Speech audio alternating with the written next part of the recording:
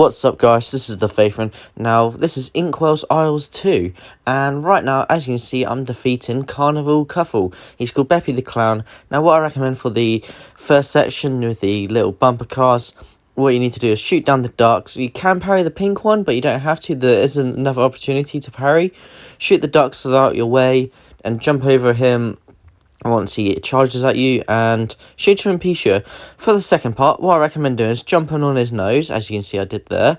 Also, you can jump on the pink dog, but also see they can be kind of annoying, and sometimes you parry into the pink dog and it pushes you somewhere where you didn't expect to be. As you can see there, I did take a bit of damage, but no worries. Also at this point, be careful of the go-kart that comes at you. Here it is once again, you can parry its nose. So for the third section, you'll get this stupid donkey. I think I even take damage here. No, I don't. So what I recommend for the donkey is just shoot him right underneath him as much as possible. As you can see there, I'm spread shotting him, I'm doing lots of damage. He can go left to right of the screen, but that time he went to the right twice. As you can see, I get another parry on the nose. And this is the final boss section of Carnival Cuffle. So as you can see here, he turns into a massive fairy go-round. Oh, eventually, apparently. Here he is. Yeah, so what I recommend doing is use your power shots in spread, and therefore you'll get all the spread power shot right into his face. Just keep spread shot him, keep parrying him. At this point, there are little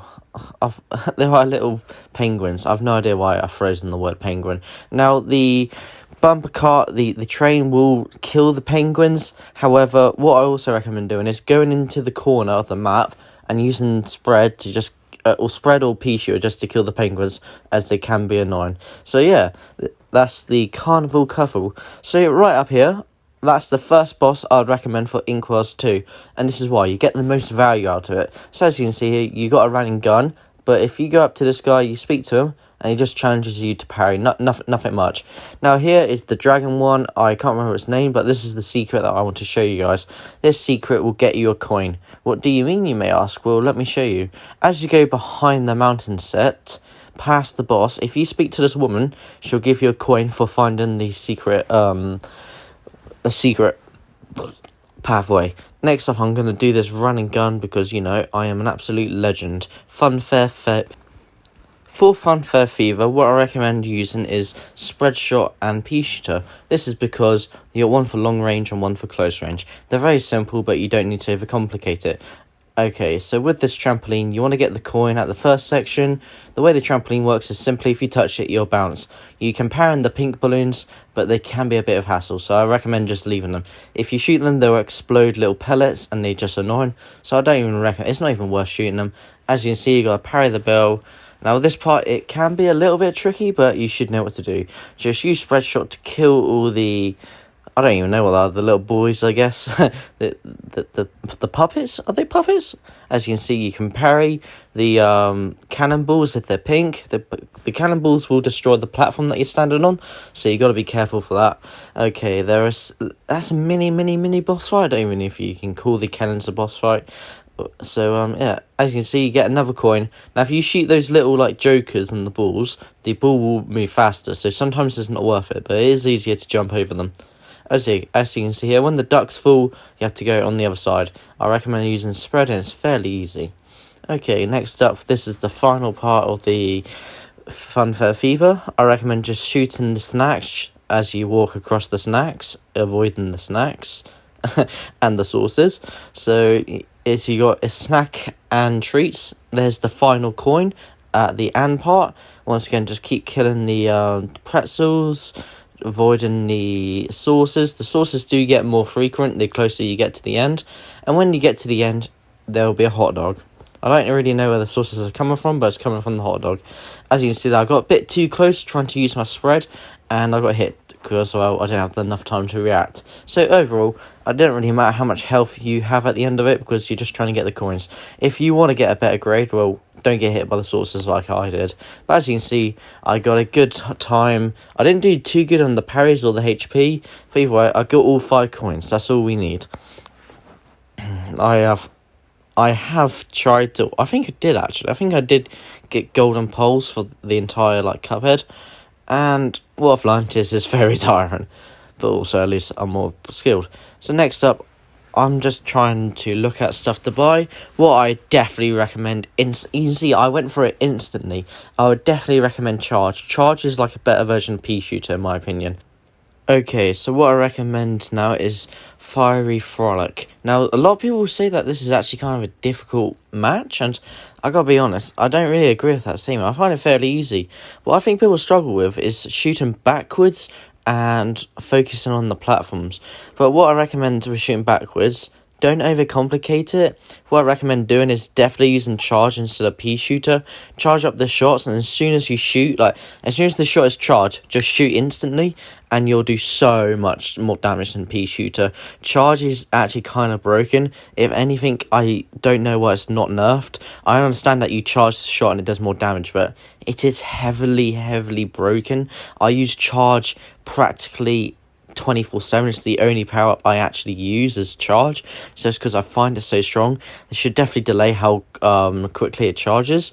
And next up with what I was meant to talk about is the platforms, but I kind of got distracted. The platforms are easy. What I recommend doing is just standing high and just knowing where you're going to jump next. But the thing is, if you are high and you have to get off the platform, then you're likely to fall onto another platform.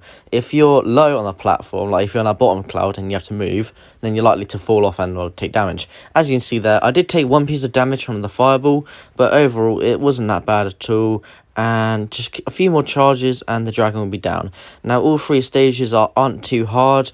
What I recommend doing is just staying high, staying far back, and using your charge attacks, and you'll definitely get there. So if you look at my results, I get 120 on time.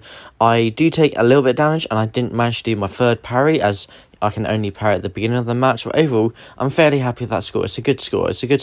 And as you can see, it's a golden pole. Okay, so next up, this second running gun is Funhouse Frazzle. Now, as you can see here, I kind of start the clip a little bit late. I'm sorry about that. I recorded the live stream from my phone, and I started the recording a little bit later. But as you can see there, you just got to go through the first part. I recommend shooting the first little duck, and then just parrying the pink duck. Now, as you can see, those pink cards, I'll just quickly explain. What you need to do is parry them if you want to be upside down. I don't really recommend being upside down, since it can confuse you a little bit, the way you duck and the way you jump. It's just not really worth being upside down unless you really have to, which you do have to be a little bit later. Now, as you can see here, I'm running spread. The reason why I'm using spread, and charge, of course, because charge is overpowered. The reason why I like to use spread is simply because it means if anything gets too close to me, well, spread takes care of it. But with charge, you kind of need to charge. As you can see, I'd get parry there.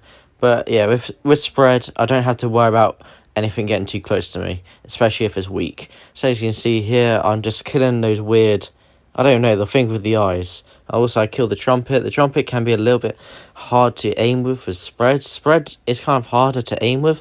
As you can see here, it's kind of easier to use charge here. Now I use my parry to kill the trumpet there. As you see, I get a bit of difficulty with the parrying, but it's all good. Next up is one more trumpet, I believe it is. There we go.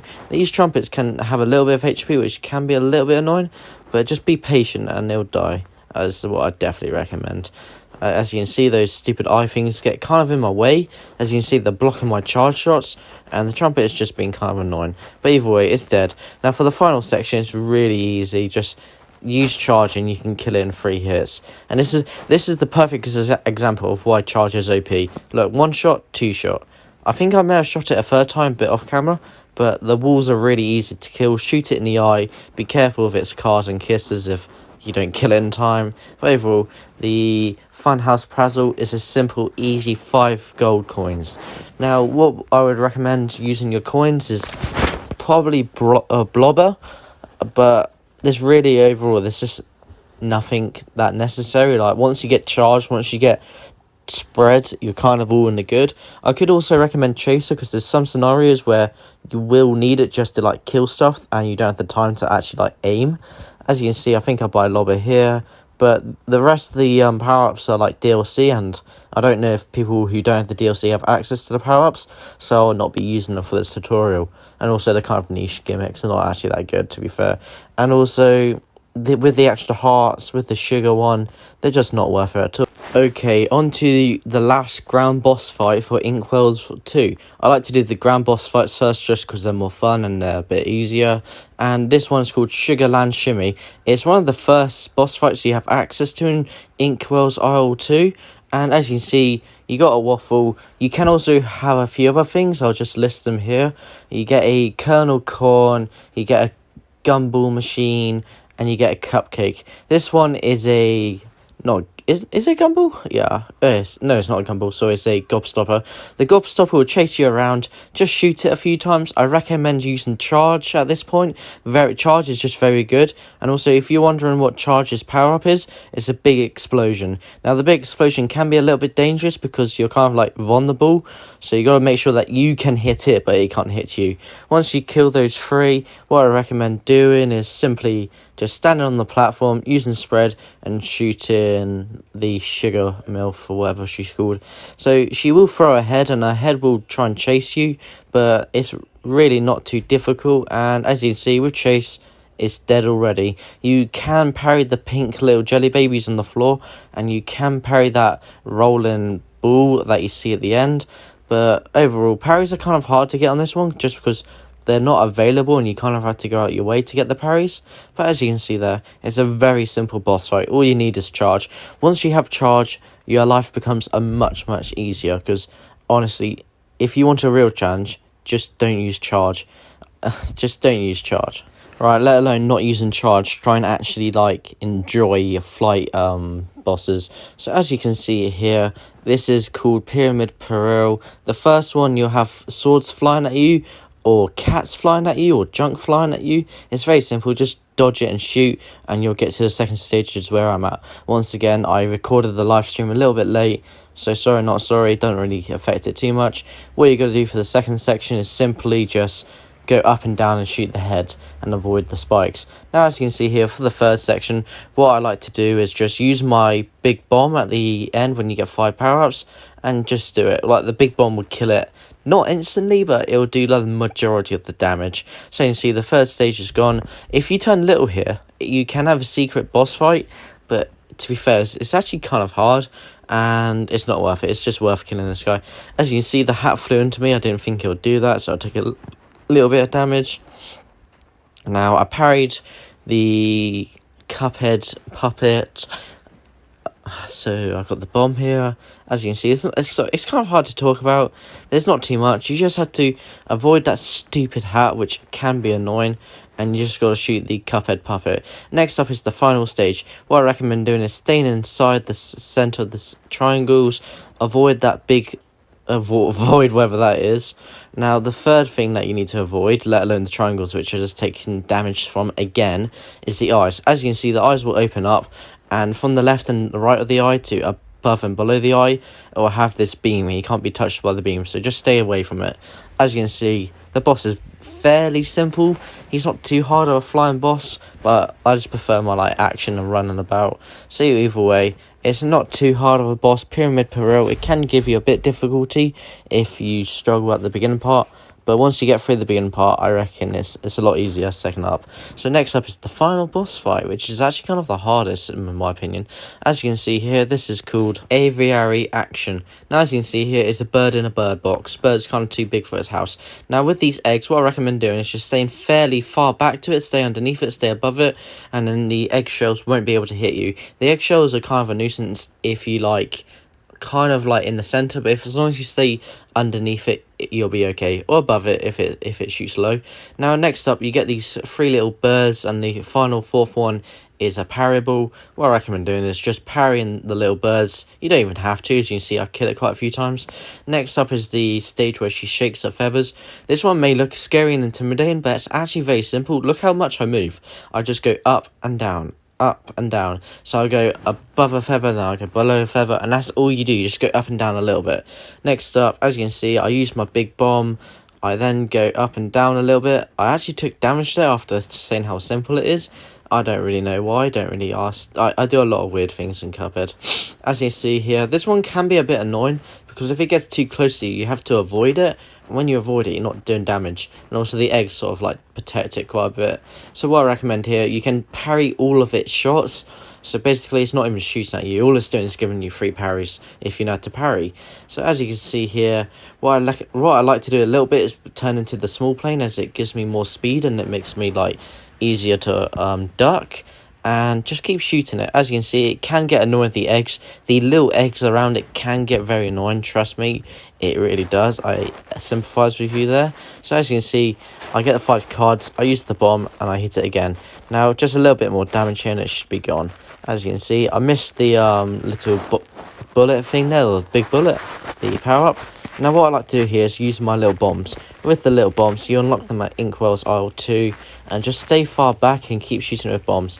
And be careful with this little nursing bomb. The little nurse bird can hit you if you like stay directly above it, but you should be okay. I think it does hit me, yeah, that's what I mean. Like, if you stay above the bird, it can hurt you, but just keep your distance, keep letting the bombs drop, and you'll get there in no time. As you can see there, I did take a bit of damage from the feathers at the earlier part, and I was above the bird as it was shooting stuff, so that's kind of my fault. But either way, that is Inkwell's Isle 2. That's how simple Inkwell's Isle 2 is.